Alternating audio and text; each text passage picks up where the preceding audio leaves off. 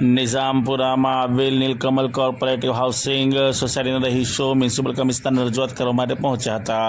વડોદરાના નિઝામપુરા વિસ્તારમાં આવેલ ધી નીલકમલ કોર્પોરેટિવ હાઉસિંગ સોસાયટીના રહીશો આજરોજ વોર્ડ નંબર 1ના કાઉન્સિલર પુષ્પાબેન વાઘેલા તથા વિપક્ષના નેતા ચંદ્રકાંત શ્રીવાસ્તવને સાથે રાખીને સોસાયટીમાં રહેતા બંગલા નંબર 16માં ચાલતી ડોગ હોસ્ટેલ બાબતે આજરોજ મ્યુનિસિપલ કમિશનરને રજૂઆત કરવા માટે પહોંચ્યા હતા. ડોગ હોસ્ટેલ રાખી છે, સાથે 25-30 જંગલી વૃક્ષો વાવેલા છે. એનાથી શ્વાસમાં પ્રોબ્લેમ થાય છે. મારા 3 વર્ષનો છોકરો છે, બીજો દિયરનો 1 વર્ષની છોકરી છે, મારા સાસુને 3 સ્ટેન્ડ છે. એક જ દિવાલ છે, બધી ભયંકર ગંધ આવી રહી છે.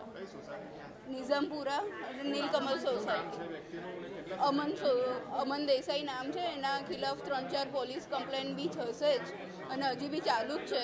પણ એ અમે ગમે એટલી વાર કરીએ વાત એમને, પણ એ કશી એક્શન લેતા નથી. અમે કરીએ છીએ, કંઈક નિકાલ લાવીએ છીએ.